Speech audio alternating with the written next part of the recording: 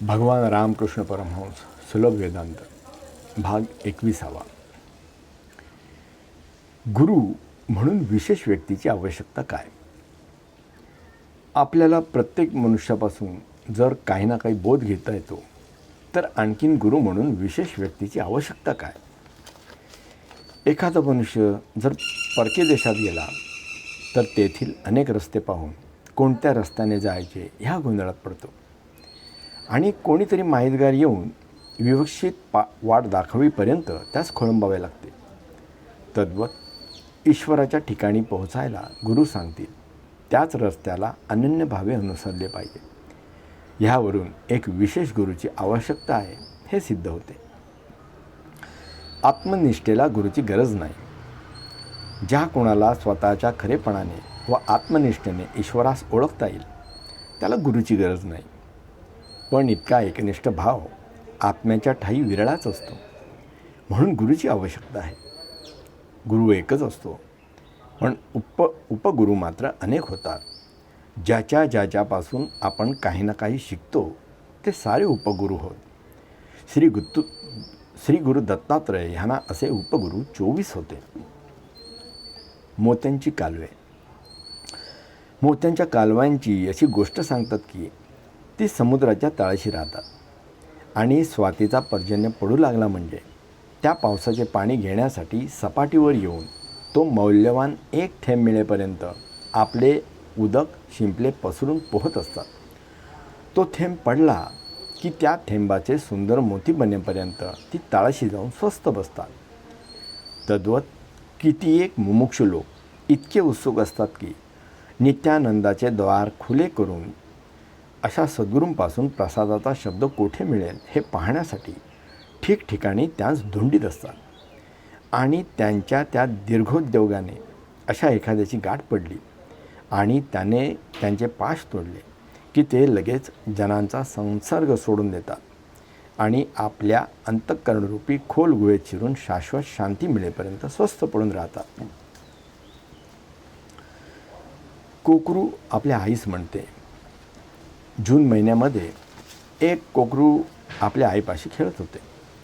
ते मोठ्या मजेत येऊन आईला म्हणू लागले की रास लेल्याच्या सणाच्या दिवसात रासेला रगडून फुले येतात, त्यांची मी एकदा मेजवानी करणार आहे. आई म्हणाली, बाळा, तुला वाटते ती गोष्ट शक्य नाही बरे. तू रासेची फुलं पुष्कळशी खाणार अशी आशा करीत आहेस, पण त्यापूर्वी तुझ्यावरून पाणी अद्याप उतरवायचे आहे.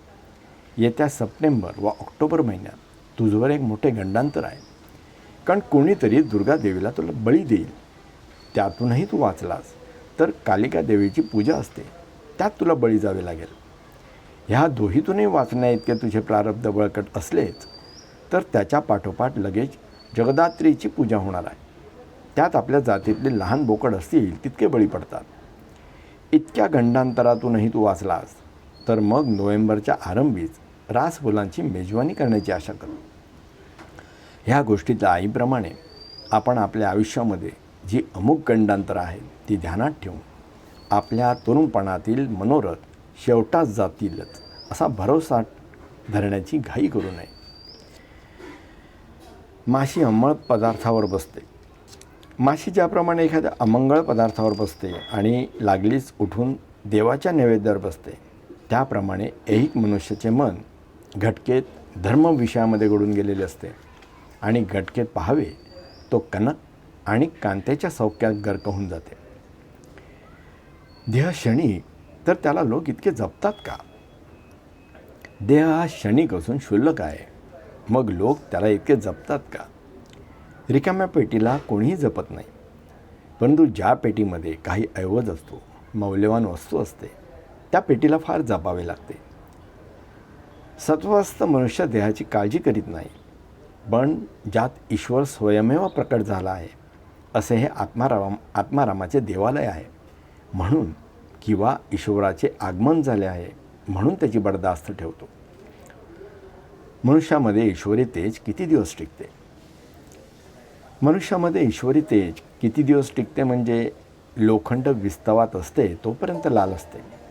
ते विस्तवातून बाहेर काढले की पुरे की काळे पडते. तद्वत मनुष्य ईश्वराच्या सानिध्याला आहे तावत कालापर्यंत त्याच्यात ईश्वरी तेज असते. तेथून तो निघाला की पुन्हा मनुष्य तो मनुष्यच. ओल्या चिखलाचा पाहिजे तो पदार्थ करता येतो, पण भाजलेल्या चिखलाचे काहीच होत नाही. त्याप्रमाणे ज्यांची अंतःकरणे ऐहिक वस्तूंनी ग्रस्त झालेली आहेत त्यांच्या मनात उच्च कल्पना येत नाहीत. लग्न समारंभ आणि पारधी. एका झाडीतून एक लग्न समारंभ वाजत गाजत जात असलेला एका संन्याशाने पाहिला.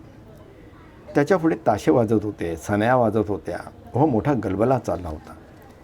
ज्या रस्त्याने लग्न चालले होते त्याच्याजवळ एक पारधी असून त्याने एका पक्षावर निशाणा रोखला होता.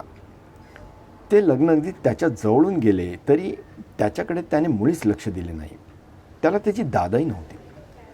संन्यासाने जाऊन त्या पारध्यास नमस्कार केला आणि म्हणाला, बाबा, तूच माझा गुरु आहेस. मी जेव्हा ध्यान करून एकाग्रतेत बसतो तेव्हा माझ्या ध्येयवस्तू